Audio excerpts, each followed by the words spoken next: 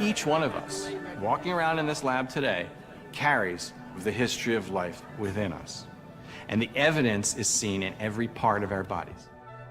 When I walked into the anatomy lab for the first time, I was sort of scared about what I was going to see, what I was going to feel. But the reality is, after the first few weeks, that fear turns into a sort of a cocky self-confidence. And these things, you know, when you dissect them, it doesn't look very human. It kind of looks like a wax model in a lot of ways.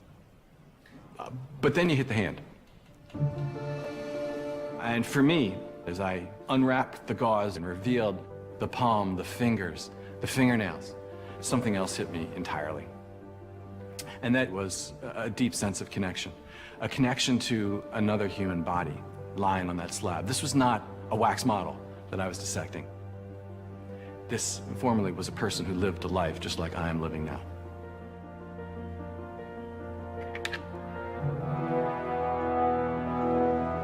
When I see the anatomy within the human hand, I'm in awe of the intricate connections between bone, tendon, and muscle. Really, it's through the action of these muscles, through the tendons, that the hand does its, does its magic, if you will. So that when the muscles fire, it pulls on these tendons and watch. The fingers flex. Now, the fine muscles of our hand, these little tiny muscles that lie along the tendons, these are the muscles that control the fine motion of our fingers. These are the ones that are quintessentially primate and human. So where did this marvel of evolution come from? It clearly has deep roots in the past. And you can see evidence of that in the bones of modern creatures. More than 150 years ago, scientists were finding connections between the hands and limbs of four-legged animals. Sir Richard Owen was an anatomist in the 19th century. He was fortunate to be an anatomist in an age of discovery. And so people were coming back to London with new and oddball creatures for him to analyze.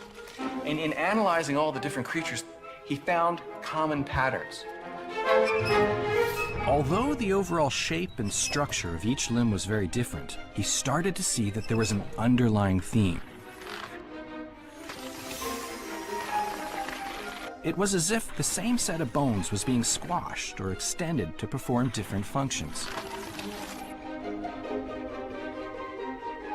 Here's a dog. Dogs, run and jump. What do you have?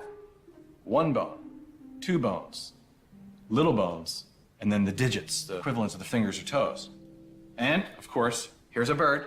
Its limb has been modified into a wing, and it has one bone, two bones, lots of bones, and then digits. The amazing fact is, in each of these creatures, the skeletal architecture is largely the same as ours. And what was utterly surprising is that the skeleton of every animal walking the earth today has this fundamental pattern of one bone, two bones, little bones, fingers. Owen didn't know why creatures had that pattern. It was a mystery to him. It really took a new insight, an insight from Charles Darwin, which basically said the reason why animals have this common pattern is because at some time in the distant past, they all shared a common ancestor that had a version of this pattern too. According to Darwin, we should be able to trace the evolution of our limbs and hands by going back in time down our family tree. Starting with our primate ancestors, we see hands and limbs that look very similar to our own. Go back a bit further to the first mammals, and we find deeper similarities in the paws. And we see how paws emerged from more distant relatives. And if we go back even further, we reach our most distant four-legged ancestors. These animals, the earliest tetrapods, were among the first to have Owen's one bone, two bones, lots of bones pattern. But when we enter the underwater world, around 400 million years ago, instead of animals with limbs, we find prehistoric fish with fins.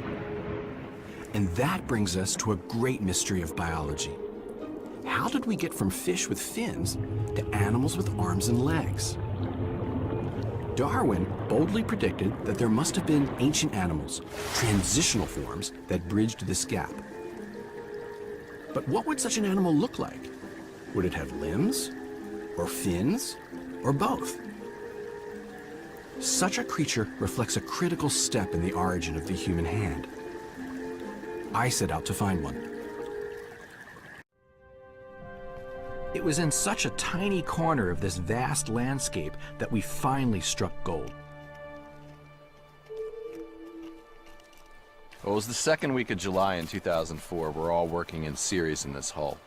And Steve says, "Hey guys, what's this?" Ted and I go running over. And what we saw was this V here. It was covered with rock. And as soon as we saw this V, and we saw these teeth under it, it became very clear that this little V we're seeing is the tip of a snout. And that this was a snout of a flat-headed fish. We stopped in our tracks. A flat head was a likely sign of a transitional fish. Here was the snout of exactly the creature we were looking for, and it was sticking out of the rock. So if we had any luck whatsoever, the rest of the creature would be, encased in the rock.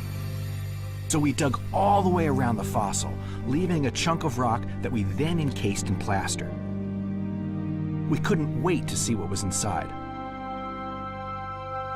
Okay, we get home.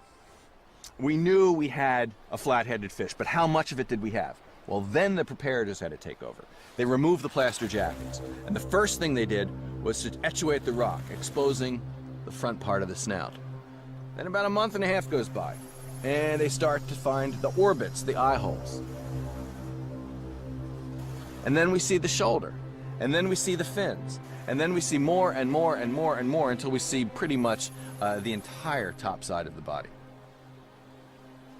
What's really wonderful about this specimen is that we have the head connected to a body, and the body is connected to the fins. So we know that this fin comes from this animal, and we know its size and how it fits together.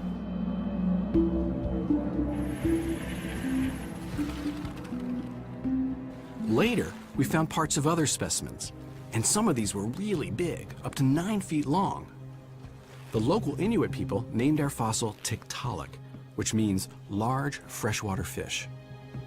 And as we took stock of our discovery, the real excitement began. Here was an animal Darwin had predicted, a real anatomical mixture. It had some features of fish, like scales and fins and gills. It also had lungs for breathing air. And, to our astonishment, it had a neck, the earliest one like ours ever found. But inside the fins lie the clincher.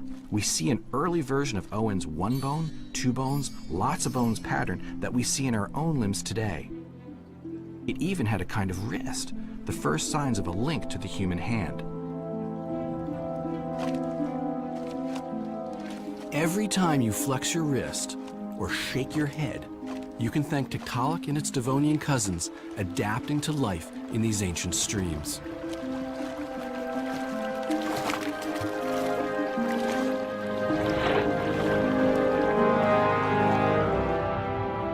Unlike other fish, Tiktaalik could use its neck to watch out for predators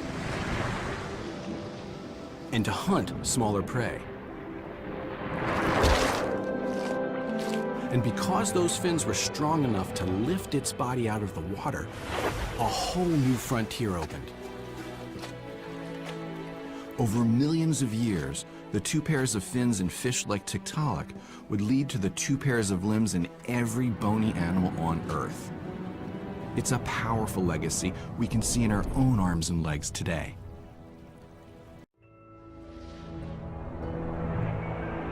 When Tiktaalik was first conceived, like every animal that has ever lived, it started as a single cell, which slowly formed into a body.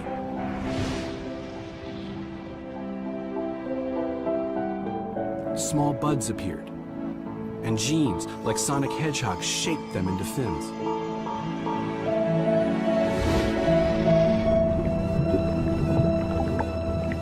Over millions of years, fins like these evolved into a myriad of forms, like the limb of this early amphibian with 8 fingers. As millions more years passed, new variations emerged. From the clawed limbs of reptiles that would colonize dry land,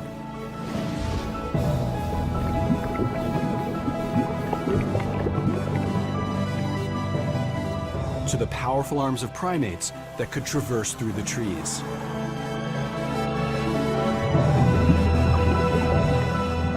Until eventually, a remarkable piece of anatomy arose that would itself transform the world: the human hand. This history is not just in our bone, flesh, and muscle, it's in our DNA.